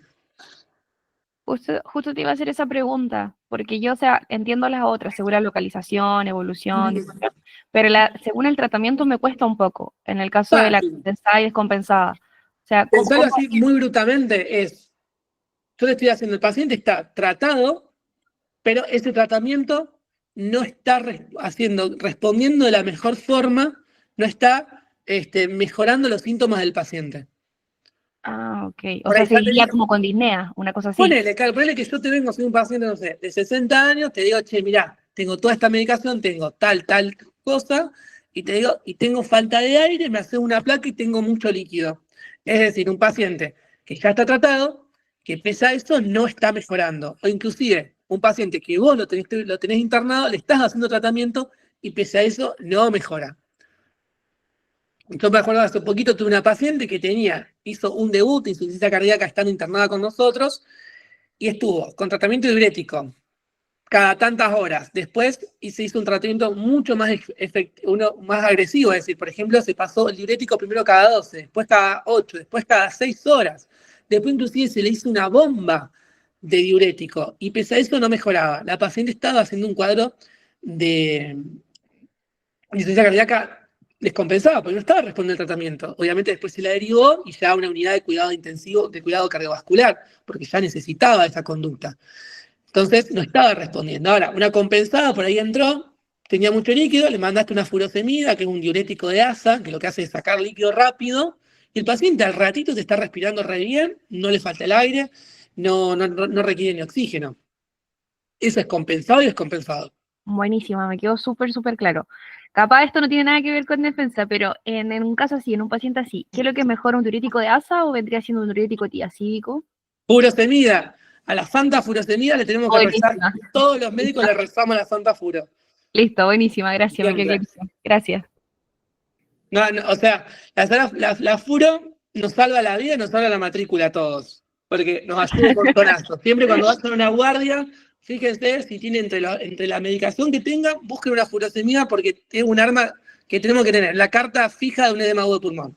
Buenísima, buenísima. Mil gracias. ¿Qué más? Profe, si el paciente con insuficiencia cardíaca no ha recibido tratamiento, ¿se puede considerar descompensada directamente o no? En realidad, hay descompensadas, es si responde o no responde. Ah, Porque ok, ahí vos me estás haciendo un debut. ok, Dale, le hiciste tratamiento y te mejoró ese paciente. claro. Tiene que sí o sí tener relación con el tratamiento. Puntualmente, tiene Ok. que ver con eso, sí. Es más que nada con los síntomas. Ustedes ya estudiaron, por ejemplo, cirrosis. La cirrosis también está la cirrosis compensada y descompensada, es lo mismo. Es lo mismo, extrapólenlo a insuficiencia cardíaca. Tiene muchos síntomas, pese al tratamiento, no tiene síntomas porque está tratado.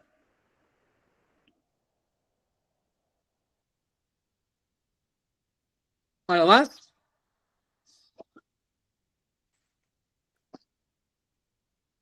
¿No? ¿Vamos bien? ¿Le sirve? ¿No le sirve? Sí, estuvo muy bien. Gracias. Buenísimo. Si nos puede compartir el power después, sería maravilloso. Lo voy a pensar. Por favor. Lo voy a pensar. Iba a preguntar lo mismo también. Pido un asado, pido comida. No, mentira. Obvio que sí, obvio que sí. Obvio que sí. Igual ustedes creo que la están grabando la clase. Está muy bueno el power. Creo que Vale me dijo que la grababa, así que les va a quedar. Pero bueno, yo después se lo mando a Vale y que lo reenvíe. No tengo ningún problema. Es de ustedes los powers, no míos. Bueno, Perdón, una consulta. Dime. Con respecto a la unidad justamente de insuficiencia cardíaca, está hablando sobre un paciente que se llama Victorino, que creo que tiene 73 años. sí. ¿Cómo la podríamos abordar con respecto a que es hipertenso, insuficiente cardíaco y crónico y también renal? Uy, Tiene lindo todo. paciente. Para ustedes es un drama, para mí son los que más me gustan. Yo no me acuerdo ahora cómo dice textualmente. Yo por ahí lo que me intentaría organizar es la lista de problemas agudos y crónicos y por ahí usar un dato guía que a ustedes les sirva como disparador. O sea, yo no me acuerdo bien cómo dice el texto, pero ahí estoy batiendo.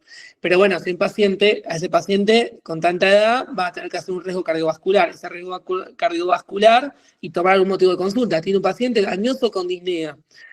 ¿Cómo abordamos la disnea? La disnea, en grandes rasgos, más allá de las múltiples clasificaciones, es respiratoria o es cardíaca.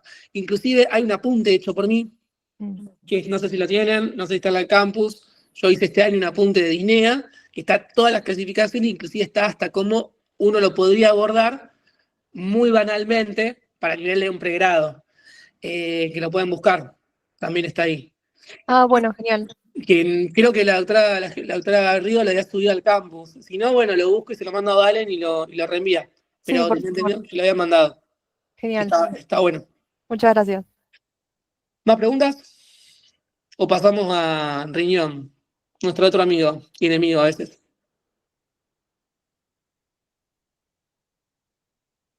Profe, yo tengo una preguntita. Con respecto a los criterios de Framingham, Sí. para poder hablarlo en lo que sería en la historia clínica, ¿cómo podría yo relacionarlo directamente en una mesa, por ejemplo? O sea, ¿sería suficiente? En realidad, si vos te das cuenta, los criterios de Framingham te están describiendo la clínica del paciente. Si vos estudiás cada criterio, es indudablemente la pregunta que le vas a hacer al paciente. La dinámica parasítica nocturna, 2 puntos. ¿Qué le vas a preguntar al paciente? Paciente, o Juan, Victorino, ¿vos cuando te vas a dormir usás almohadas? ¿Alguna vez te tuviste que despertar y así como abrupto porque te faltaba el aire? Ahí ya tenés el criterio de disnea parasítica nocturna. Juan, o Victorino, vos cuando a la noche, ¿vos vas más veces a orinar de noche que de día? Ahí ya está hablando de la licturia. ¿Se te hincan los pies cuando estás acostado, cuando estás sentado, cuando caminas? Ahí ya estás hablando de los edemas. ¿Tenés tos? ¿La tos esa que tenés es con moco o es una tos más tirando a seca? Ahí tenés otro criterio. Te va a Entiendo. descargando la clínica. Es la pregunta que vos haces. Por eso yo siempre les digo, si ustedes no saben lo que preguntan, ustedes no saben el tema, la verdad que la pregunta no les va a servir.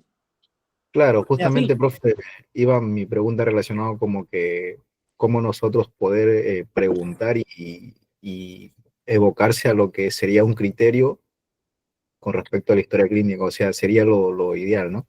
Claro, así como yo te lo digo. A ver, la hepatomegalia no le va a preguntar, hola, ¿tenés el hígado grande? No, indudablemente lo va a tener que palpar y pedir una ecografía. ¿Sí? Pero lo que yo voy, los que vos podés, que es la disnea, la parasítica nocturna, la disnea de reposo, la disnea que cambia cuando está caminando, cuando está haciendo actividad, un esfuerzo, la siente. Cuando, no sé, cuando siente esos momentos, siente palpitaciones. Por ejemplo, el R3 es una taquicardia. Después vas a ver si es R3, si es una arritmia, etcétera, no importa el caso. Si se le hinchan los pies, son preguntas tuyas. Indudablemente esas preguntas son los criterios de Framingham, para algo están. Después están, bueno, la esplenomegalia, la engurgitación, que a veces la tenés que ver un poquitito más, pero la otra hay que ir preguntando vos. Claro, profe, perfecto, entendí. Muchas gracias. No, de nada.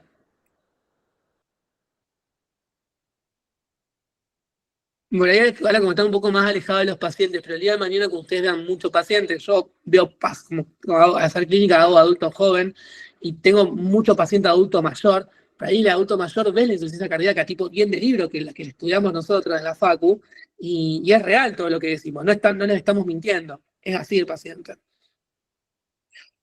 ¿Dudas, preguntas? ¿A lo más?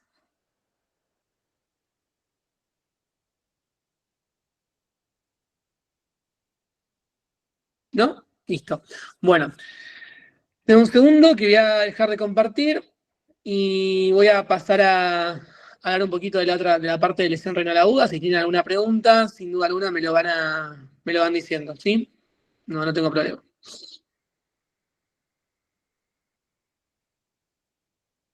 Por acá.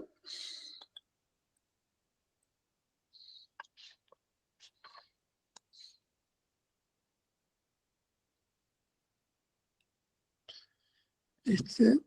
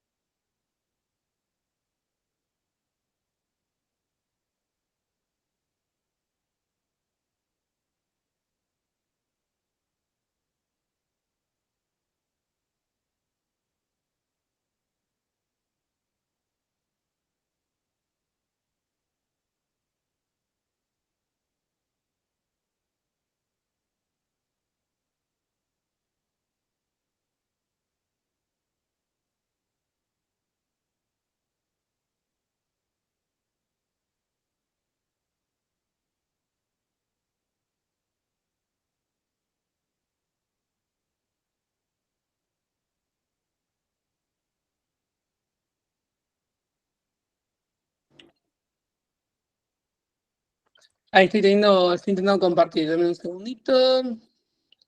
Ya se los comparto. A ver si puedo. Sí, antecedentes de Chagas, sin duda, obviamente.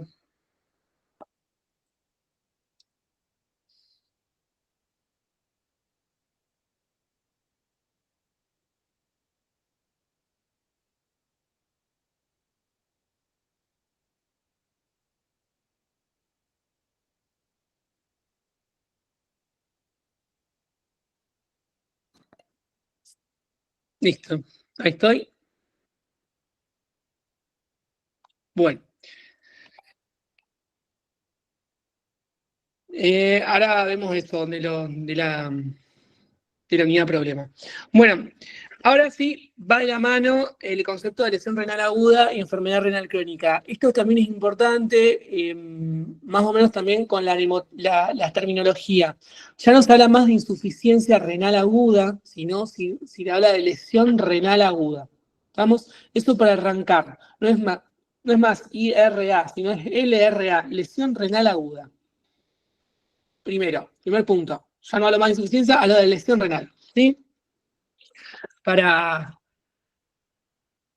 lo menos para tener en cuenta a la hora de cuando uno lo presenta y lo habla. Primero, la lesión renal aguda es toda aquella alteración que se caracteriza por un brusco descenso del índice de filtración glomerular suficiente para disminuir la eliminación de los productos nitrogenados, es decir, de la creatinina o de la urea, que son los elementos más importantes que uno usa a la hora de estudiar este cuadro. Obviamente, si bien tenemos la urea y la crati, la verdad que la crati es un principal marcador para esto. ¿Podemos tener algunos otros elementos que nos ayudan a ver la lesión renal aguda? Sí, la proteína, la albúmina a la cabeza, inclusive a veces hasta antes que la creatinina. Pero bueno, como concepto, que les quede cuando se produce un descenso brusco. Algunos libros, algunas literaturas inclusive te hablan hasta dentro de 48 horas, es un episodio mucho más pequeño, rápido de instalación. Fíjense, cuando hablamos de una enfermedad renal crónica, hablamos de un periodo no menor de 3 meses. ¿Sí? Si tiene un poco más, a ver, yo tengo un paciente que está hace 1 o 2 meses con una lesión renal y la verdad que por definición no cumple el criterio de de enfermedad renal crónica. Pero bueno, sabemos que esa patología es de un tiempo incierto, no es aguda, pero tampoco porque por definición es crónica. ¿Sí? Pero bueno, la verdad que aquellas patologías que instalación bastante rápidas, que inclusive a veces responden a la fluidoterapia, son patologías que se caracterizan por ser más de incierto tipo agudas. En el caso de la lesión renal aguda, cierra bastante por ese lado. A considerar, depende de uno que clasifique, podemos tener, según la clasificación de las AKI, que es la AKI 1, AKI 2 y AKI 3, que la AKI 1 principalmente yo lo puedo evaluar según el ritmo diurético o inclusive la filtración glomerular. Tal vez en tercer año el concepto de ritmo diurético, de balance, positivo o negativo, no lo usamos tanto. Pero en líneas generales, como para que les tenga una idea, cuando digamos que uno tiene que el balance negativo y positivo, es esto. Balance negativo quiere decir que el líquido que uno saca es más que lo que queda en el cuerpo. Y el líquido, el balance positivo es cuando hay más líquido adentro que el que hay afuera. Ahí juegan bastante importante los ingresos y los egresos de un paciente. Y es lo que se llama el ritmo diurético, es decir, la cantidad de orina que se produce por hora, por minuto. ¿Sí? Esto después uno lo va a ir viendo. Pero en línea general esos dos elementos uno tiene que tener en cuenta a la hora de hablar. Primero de balance y segundo de hablar de ritmo diurético. Porque a veces yo no tengo por ahí la creatinina, pero sí puedo medir al paciente la diuresis. Y eso es importante. Después uno lo hace según uno evalúa la cantidad de diuresis en 24 o en 12 horas, pero en líneas generales uno puede usar un AKI 1 cuando tiene un valor de creatinina menor a 0,3 o un aumento de creatinina por encima de 1,5 a 2 veces, un AKI 2 cuando va a un valor de creatinina de 2 a 3, o un AKI 3 cuando el valor es más de 3 de creatinina. Algunos valores de corte son 1.2, 1.3 según el laboratorio en el cual uno esté trabajando. Y si no tiene para medir el laboratorio, bueno, lo que hace es contar cuánto orinó el paciente desde tal hora hasta tal otra, dividirlo por la cantidad y eso le da un ritmo. No sé, si tengo pacientes que orinó 1.200 mililitros en 10 horas, 1.200 dividido 10, 120, eso le da, este paciente tiene un ritmo diurético de 120 mililitros hora. Perfecto, joya, está orinando bien. ¿sí? Eso es el balance, el ritmo diurético, perdón. El balance es lo que dijimos anteriormente. Bueno, esta era la clasificación, también anteriormente estaba la clasificación de Rifle, la clasificación de la AKI 1, AKI 2 y AKI 3, la clasificación CADIGO 1, 2, 3. La verdad que la que uno más utiliza principalmente es la AKI, ¿sí? La clasificación AKI. La Rifle ya se dejó de usar y la CADIGO, la verdad que es un poco más complicada, pero en líneas generales uno usa la clasificación para la lesión renal aguda de la AKI. ¿Qué hay que tener en cuenta? Las tres formas de clasificación es la clasificación 1, 2, 3, según la creatinina y la diuresis. Y después está la clasificación según el momento en donde se produce la lesión. Puede ser prerrenal, es decir, antes del riñón, la renal, en el riñón o causa del parénquima, y postrenal, es decir, que se producen en los puntos de eliminación. La particularidad, las prerrenales tienen la característica de estar causadas más que nada por la perfusión, es decir, la sangre, el líquido, el volemia, que llega al riñón. ¿Qué causas pueden llevar a esta lesión renal aguda de tipo prerrenal? Disminuye el volumen del celular efectivo. Los pacientes que tienen una redistribución de líquidos que generan ciertas situaciones clínicas que producen una disminución del líquido que va a los riñones y se priorizan otras estructuras. La disminución del gasto cardíaco, la vasodilatación periférica, la vasoconstricción renal o inclusive la vasodilatación de la arteriola eferente. Esas son cuestiones clínicas que pueden producir la lesión prerrenal. La lesión parenquimatosa o la lesión renal, es decir, aquellas que se dan por la alteración del parénquima, muchas veces comparten las mismas causas que llevaron a la prerrenal. Es decir, si yo tengo un paciente que no está llegando con líquidos porque está deshidratado, indudablemente va a tener menor líquido hacia el riñón. Entonces, probablemente eso haga una lesión renal aguda prerrenal. Ahora, si esa alteración persiste en el tiempo, indudablemente lo que va a lastimar es el glomérulo, la estructura del riñón. Entonces se va a convertir en renal. Por eso a veces las renales tienen las mismas causas de las prerrenales, pero un poco más exacerbadas. Y hay lo que se llama la necrosis tubular aguda, que es la NTA, que es cuando, como dice su palabra, está necrosado. Hay un tejido que está inviable, que está relacionado más que nada con las cirugías vasculares, las quemaduras graves, las pancreatitis, la sepsis, las enfermedades hepática aguda, la hipotensión, los postoperatorios prolongados y con mucha consecuencia, la utilización de nefrotóxicos y la enfermedad renovascular. Pero en líneas generales que sepan que la parenquimatosa muchas veces es la evolución de la prerrenal. Y sin duda alguna tenemos la postrenal, que se divide en causas intratubulares o extratubulares. Las intratubulares, o sea, en el túbulo, que puede ser cristales, puede ser por proteínas que afectan la pared, o extratubulares como causas, por ejemplo, neoplasias, anomalías, hiperplasia prostática benigna, fibrosis, causas ginecológicas o causas de infecciones que lo que hacen es comprimen las estructuras y generan la imposibilidad de la eliminación de la orina. Indudablemente eso lesiona y a futuro produce que ese riñón esté afectado y no pueda ejercer su función habitual. Entonces, ¿cómo clasificamos la lesión renal aguda? Según las AKI 1, 2, 3. Según el lugar en el cual se ubique la alteración, prerrenal, principalmente causa de disminución de la volemia, las renales, cuando esas causas alteran el parénquima del riñón, y las alteraciones en la eliminación, que son las postrenales, que se dividen en intratubulares o extratubulares. Las complicaciones son un montón, yo les dejo este cuadro, pero fíjense que hay alteraciones de lo metabólico, lo cardiovascular, lo gastrointestinal, lo neurológico, lo hematológico, las infecciones e inclusive otras que pueden estar relacionadas. Las causas metabólicas, ya habrán estudiado en el segundo año y su medio, sin duda alguna, las alteraciones del ionograma que producen hipercalemia. Estos pacientes que tienen lesión renal aguda, es indicativo hacer un electrocardiograma, obviamente cuando yo voy acompañado con un potasio alto. Puede estar alterado por la acidosis metabólica, cuestión clínica bastante importante y común de la lesión renal aguda. Puede producir una hipocalcemia, y sí, porque esa es la base de la enfermedad renal crónica que se genera por la disminución de la absorción de la vitamina D, que va a dar por ende la disminución del calcio y por ende la hiperfosfatemia y a su vez producir el hiperparatiroidismo secundario. Las alteraciones cardiovasculares, si yo no estoy pudiendo sacar el líquido, indudablemente estoy haciendo un balance positivo, se me encharca. Paciente con IC va a hacer insuficiencia cardíaca congestiva y me puede evolucionar insuficiencia cardíaca aguda, un edema agudo de pulmón. ¿sí? U otras complicaciones gastrointestinales neurológicas, el paciente que tiene un aumento de la creatinina y la urea y produce un síndrome urémico. El síndrome urémico puede complicar con los comas o inclusive con convulsiones, justamente porque hay un elemento tóxico que es la urea en cantidades anormales que puede producir este tipo de complicaciones encefalopáticas. Causas hematológicas, la anemia. Si yo tengo un paciente que está en una lesión renal aguda, inclusive, obviamente va a tener una disminución de la eritropoyetina, disminución de los componentes de la eritroblastosis, disminución del hierro, disminución del ácido fólico, de la B12, que van a llevar a las anemias. Causas infecciosas, la sepsis, la neumonía, otras causas que están relacionadas, por ejemplo, la paratormona elevada en un contexto de un hiperparatiroidismo secundario típico de la enfermedad renal crónica. Entonces, eso es importante.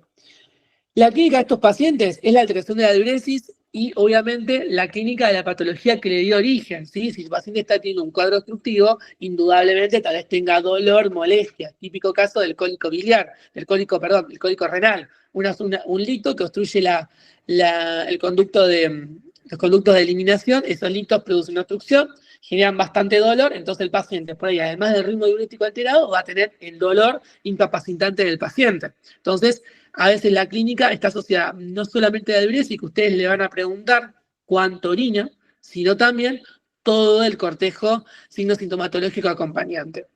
La analítica, le van a pedir una rutina, un estado ácido base, el coagulograma, más que nada si esas son conductas quirúrgicas, y los parámetros de funcionalidad que consideren necesarios. Uno de los elementos importantes a la hora de considerar es el FENA, la fracción excretada de sodio. Esto también es un valor importante porque ustedes lo pueden medir con distintas fórmulas, con una fórmula. Eso les da el valor que si es valor de -1, simplemente le está diciendo que esa lesión renal aguda es menos de es prerrenal. O inclusive, si eso se desarrolla o es un valor mayor a 1%, es parenquimatosa. A veces cuando son valores muy altos, por ahí el valor, si yo tengo un paciente con una causa obstructiva, también puede dar valores mayores a 1. Bueno, ahí uno utilizará la ecografía como diagnóstico diferencial. Pero bueno, comúnmente cuando uno hace la fracción excretada de sodio, lo que hace es usarlo para, a través de una fórmula, saber si es más o menos 1%, de si ese paciente tiene una falla prerrenal y una falla posrenal. Parenquimatosa. ¿Qué elementos uno tiene que pedir? Indudablemente la ecografía, le va a pedir todos los elementos urinarios, le pido una orina completa, donde le va a informar los hematíes, los leucocitos, los microorganismos, los cilindros, los cristales y los pigmentos. Eso es importante para la hora de diagnosticar dónde está la falla de la lesión renal aguda. Y otras causas, otros pedidos según la causa. Proteínas, serologías, frotis, laboratorio reumatológico, en el caso que sea necesario, eso de todas formas los exceda a ustedes. Pero en líneas generales sepan que la lesión renal aguda tiene una incidencia bastante importante.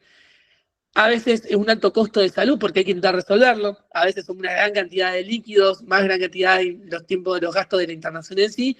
Y si esa lesión renal aguda progresa, se convierte en una enfermedad renal crónica. Entonces, ¿qué tiene que saber la lesión renal aguda? Primero, que ya no se dice más insuficiencia renal aguda. Segundo, el tiempo de evolución. Indudablemente es menos de 3 meses, es rápida, es abrupta, y a veces cuando uno lo evalúa, inclusive con 48 o 72 horas, es un buen valor para considerar. Otras cosas importantes, la buena respuesta al fluido, porque si le falta líquido, en la causa, yo le doy líquido, mejora, está bien. Y a veces cuando no sabemos si es lesión renal aguda o es una enfermedad renal crónica, también vale el término una lesión renal de tiempo incierto, ¿sí? Cuando yo tengo una lesión renal aguda, tengo que pedir una orina y el principal elemento es la creatinina para medir, saber clasificarla a la AQI 1, 2 y 3. Segundo punto, saber cuánto orina el paciente, si orina poco, si orina mucho. Tercer punto, saber en qué lugar está la lesión, si es prerrenal, renal o posrenal. Si es prerrenal, principalmente relacionada con la bulimia. Si es renal, está relacionada con el parénquima. Y si es posrenal, son causas de alteraciones que producen más que nada la eliminación de la orina, ¿sí? ¿Y qué le tenemos que pedir a estos pacientes? Gol estándar, la ecografía, una orina completa y sin duda alguna, cuando uno le preguntar la clínica de la relacionada con la orina puntualmente, con la diuresis y obviamente con todos los elementos que pueden acompañar según la causa que le dio origen. Nada más y nada menos para ahora defensa. Mucho más profundo nos meteremos en clínica, pero por ahora con que ustedes sepan el término, las clasificaciones, y saber diferenciar la prerrenal, la renal y posrenal, y saber qué pedir, que es una orina, una creatinina, y la ecografía con el laboratorio ya es un montón. ¿Dudas, preguntas de la enfermedad de la lesión renal aguda? ¿Es necesario, profe, saber el mecanismo por el cual me lleva al daño, por ejemplo, parenquimatoso? Por ejemplo, la pancreatitis. ¿Cómo la pancreatitis me va a llevar al daño? No, todavía no. Eso es más de clínica. No Listo. te la hueles tanto. Claro. No. Clínica de cirugía.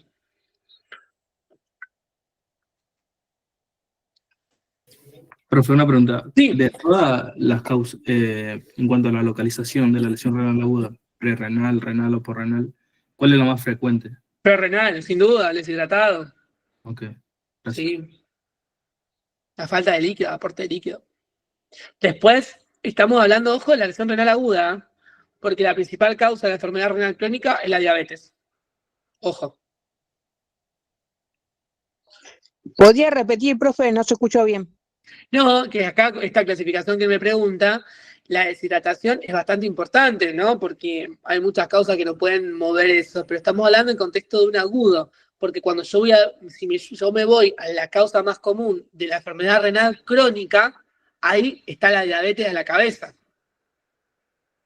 Y la Profe. diabetes puede tener una repercusión. Yo ahí Sí. te quería hacer una pregunta con respecto a eso, que vos, por ejemplo, en la insuficiencia renal aguda podés tener anuria, oliguria, pero en caso, por ejemplo, de una insuficiencia renal crónica, el paciente se puede presentar con una poliuria de más de 3.000 mililitros por día o tener menos de 500. Totalmente. Pero eso es porque son las distintas fases, vos ya lo habrás leído, que la enfermedad renal crónica tiene alrededor de 5 fases, ¿sí? Indudablemente. Inclusive hay una fase que te hace la oligonuria, después te hace la poliuria y después te progresa a la fase renal instalada, que inclusive hasta te puede hacer una oligonuria. E inclusive está en un momento que le decimos normaluria, porque parece normal, pero realmente hay una lesión por debajo bastante importante.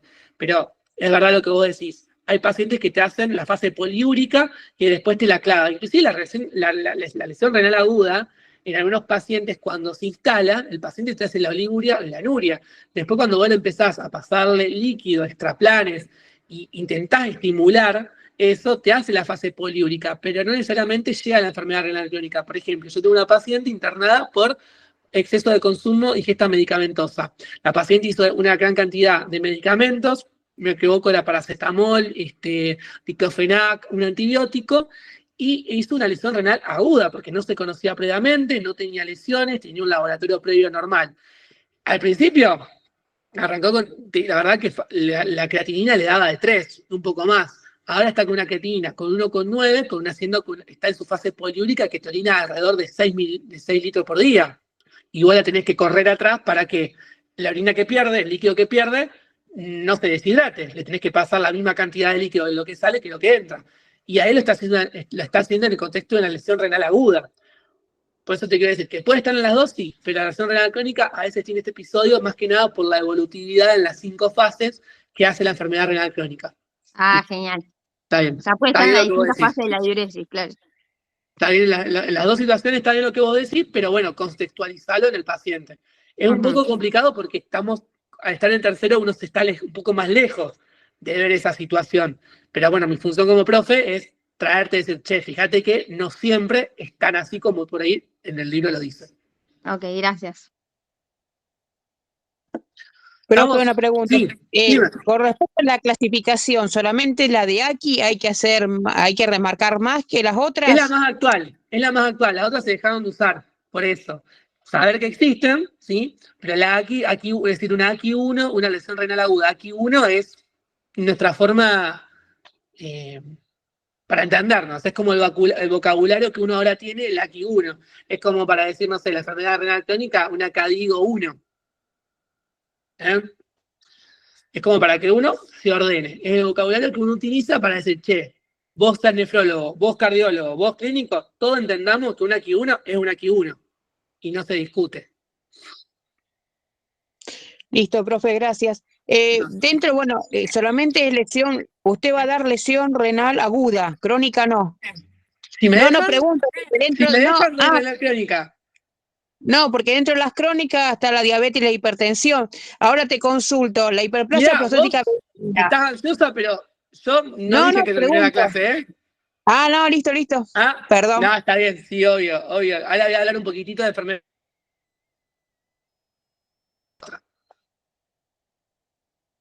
¿Pero qué me ibas a preguntar? ¿Era eso?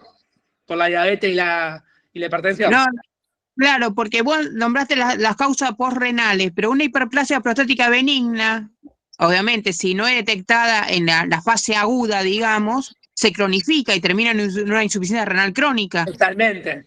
Y ahora que estamos haciendo este diálogo, está bueno. ¿Cuánto vos decís que deberíamos esperar para yo estar diciendo, che, este paciente tiene una enfermedad renal crónica? Claro, si vos dijiste que lo agudo es menor de 3 meses, uno pensaría que mayor a 3 meses sería crónico. Muy bien, ¿Viste? doctora. Eso es Viste estar que atento. estamos Eso es estar atentos. atento.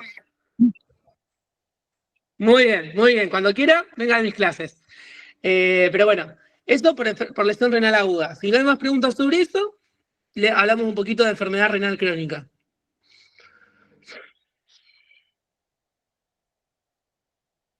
Nada más, nadie da más, ni nadie da menos. Listo, joya. La enfermedad renal crónica, como acá dijo la doctora, sí tiene como definición los 3 meses.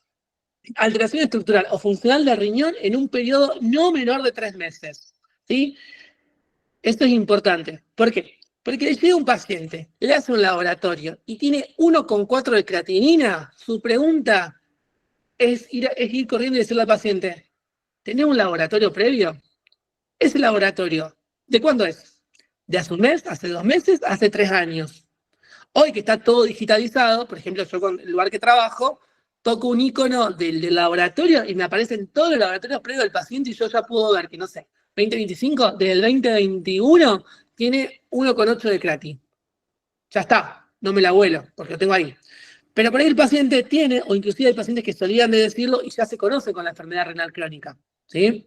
O no, o saben que tiene algo en el riñón, pero no tienen nada, no tienen más datos. Pero bueno, entonces por ahí te lleva. ¿Qué otras cosas uno tiene que buscar? La ecografía y la orina. Uno siempre cuando va a hacer el estudio de la lesión renal aguda, pide una orina con los famosos índices urinarios, es decir, sodio, urea, creatinina, cloro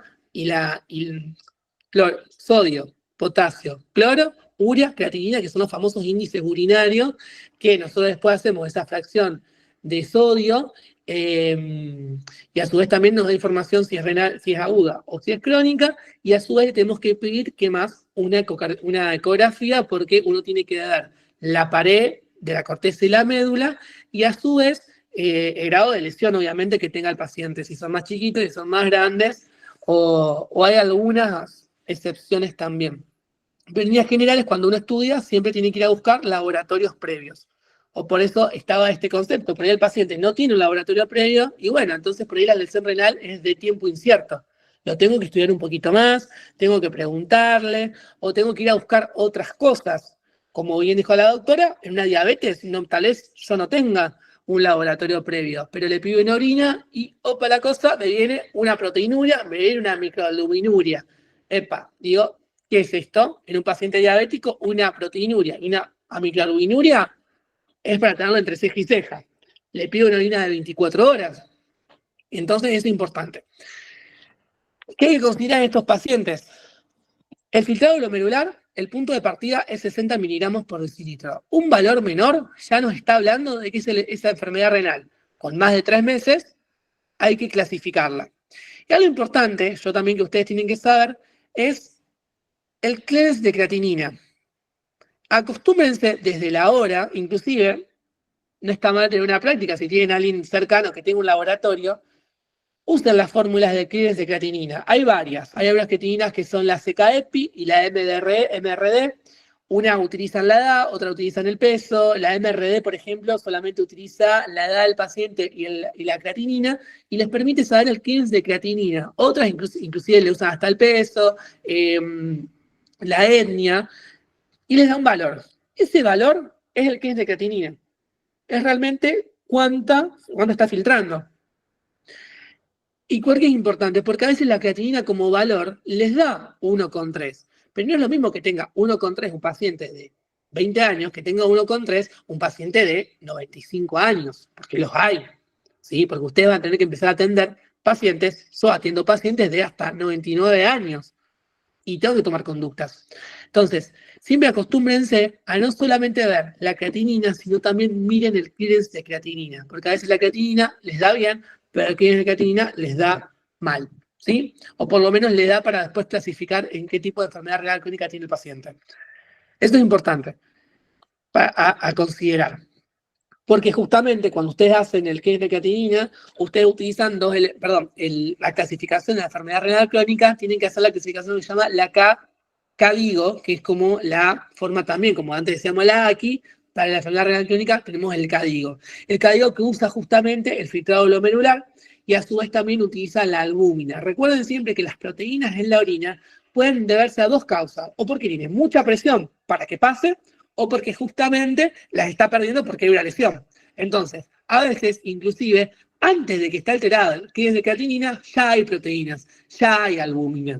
Entonces, inclusive hasta a veces un predictor más importante que el valor de la creatinina y el clearance de creatinina. Entonces, siempre juegan con las dos cosas. Entonces, KDIGO hace una clasificación que es la G1, G2, G3, G4 y G5, y a su vez lo correlaciona con el grado de albúmina que tiene el paciente en la orina. Fíjense, yo puedo tener un paciente, no sé, G1 con A1. ¿Qué les estoy diciendo? Que el paciente tiene un clearance de creatinina más de 90, pero a su vez tiene albúmina en valor menos de 30, ¿sí? Y el paciente tiene lesión renal, ¿estamos? De carácter crónico. O tiene valores muy complicados, que tiene valores de una clearance de creatinina de menos de 15 con, no sé, una albúmina de 2,50, que es A2. Entonces, esa también es importante a la hora de ver la clasificación de la enfermedad renal crónica, saber lo que es el concepto de KDIGO, que es la forma que uno clasifica esto. G1, G2, G3A, G3B, G4, G5, que indudablemente sale de usar un poquito algunas cosas que uno aprendió del ser humano y su medio. Bien, ¿cuáles son las causas? A la cabeza la nefropatía diabética. Sin duda alguna, allá, le gana a todos. El segundo punto, las causas cardiovasculares, la hipertensión arterial.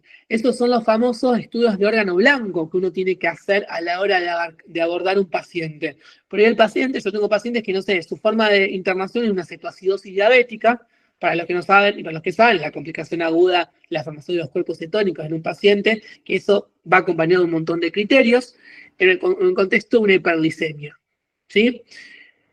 Ese paciente por ahí me debuta de esa forma y lo interno por eso, pero yo a ese paciente que está internado tengo que aprovechar indudablemente para hacer estudio de órgano blanco. Y ese estudio de órgano blanco es pedir una ecografía, un ecocardiograma, un fondo de ojo, ¿sí? Un lipidograma, una orina, también para estudiarlo.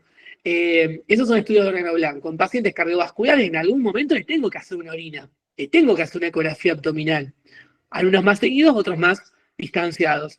El tercer punto son las glomerulonefritis, que no es tema de tercero, es tema de quinto, si no me equivoco, y otras patologías ya son muy específicas, pero que vienen con conceptos que la primera causa son la nefropatía por causa diabética y la segunda la causa cardiovascular.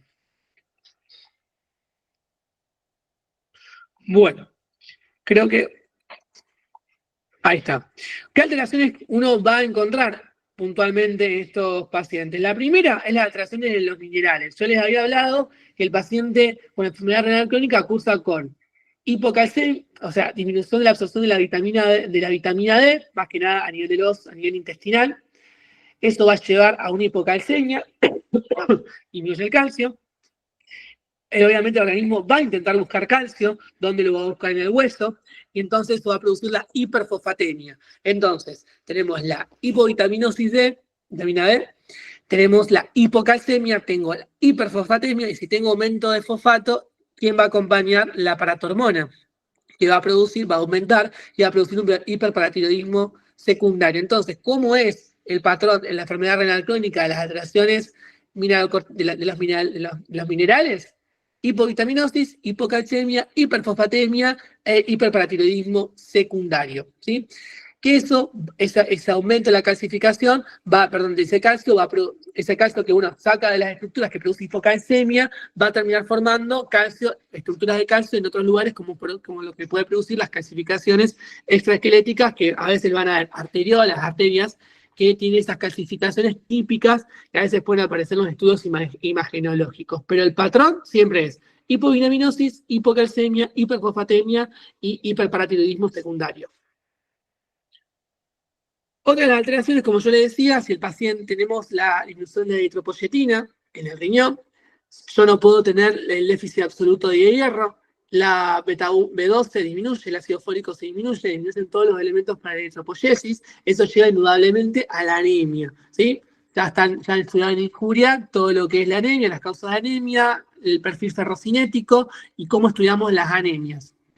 Comúnmente estas anemias tienden a ser una anemia tipo mixta, ¿no? Un poco combina la anemia ferropénica con las anemias de tipo crónica, enfermedades crónicas, que la diferencia puntualmente, recuerden siempre que el TIBC queda un poco disminuido, ¿sí? Puede estar en el rango, pero más tirando abajo, y va acompañado de la ferropenia con la ferritina, que puede estar también movida, y la porcentaje de saturación baja. Pero lo que más les da estas anemias que son de tipo mixta, porque la TIBC está un poquito baja en el rango normal y no está tan alta como puede estar en las ferropénicas propiamente dichas.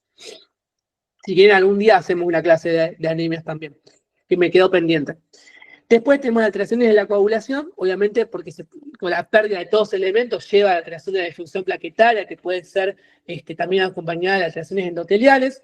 La alteración hidrosalina, si yo tengo una lesión renal, indudablemente eso retiene sodio, eso retiene agua, esto va a generar la hipertensión arterial, que puede llevar a insuficiencia cardíaca. Ya vimos que la causa de la insuficiencia cardíaca puede ser esto, y producir también enfermedades tanto coronarias propiamente dichas o periféricas. Las alteraciones digestivas, obviamente producen náuseas, vómitos, características van acompañadas de la deshidratación, el paciente inapetencia, anorexia, puede producir el sector urémico cuando el paciente hace el aumento de la urea, el síndrome urémico,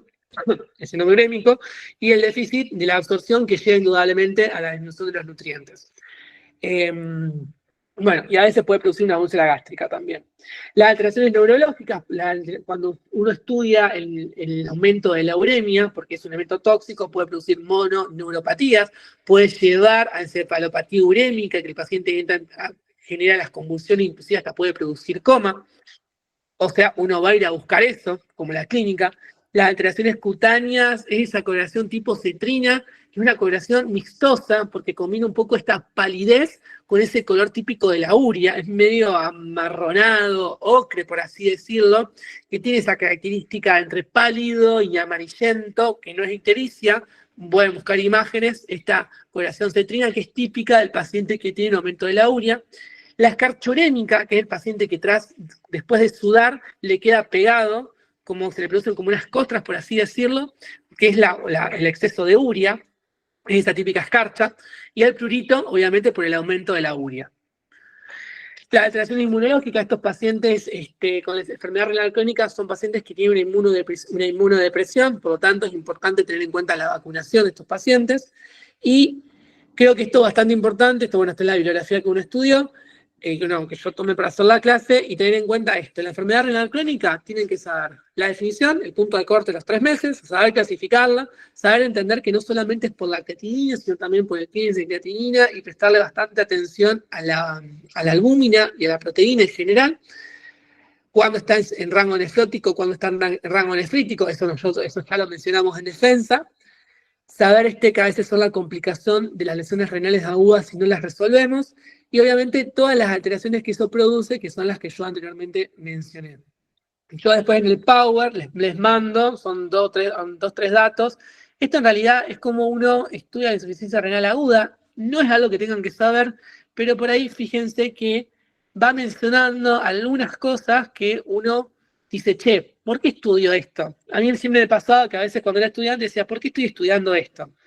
Y bueno, por ahí yo se los agrego para que lean y digan, che, mirá, esto es importante que yo lo sepa. Que yo sepa que tienen más o menos 15 días, es importante. Que yo le pida una ecografía es importante. Por eso yo tengo que saber como estudiante que el estudio es la ecografía, que el estudio es la orina. No tienen que saberlo, indudablemente, pero sí por ahí conocer por qué se aplica. Elementos urinarios, esto ya a esta altura uno tiene que saber de ser humano y su medio, cuáles son todos los elementos que que están en la orina y qué información nos pueden dar. Y esto, los cristales que aparecen en la orina y más o menos a qué pueden estar relacionados. Esto es bien de ser humano y su medio. Y esto, como ustedes están viendo en defensa, la ecografía, nada, algunos 2, 3 datitos que por ahí son importantes de tener en cuenta cuando uno lee y lo interpreta. Estas cosas tan patológicas no son necesarias que ustedes las aprendan, pero sí está bueno a veces que lean y digan, che, ¿por qué yo tengo que darle prioridad a saber que la ecografía es importante? ¿Por qué le doy prioridad a pedirle una orina? Tal vez ahora no tenga tanta repercusión, pero indudablemente están pisando clínica, algunos ya la cursaron y es importante. Y por ahí mi función como docente y función un docente inclusive que hago clínica, es por lo menos ayudarlos a pensar, ayudarlos a hacer preguntas. Después, cada uno va a hacer su camino, pero mi rol como docente, como clínico, futuro clínico, es eso, es saber preguntar y hacer la complejidad de la clínica un poco más sencilla, por así decirlo. ¿Dudas, preguntas que tengan? Si les pareció bien, si les pareció mal, hubieran agregado algo más. También eso es importante. Para nosotros los docentes, aprender de ustedes. No, estuvo muy bueno. Pues ya. Bueno. ¿Algo más? ¿Preguntas? ¿No? ¿Ya están listos para ir a hacer esa área de internación conmigo?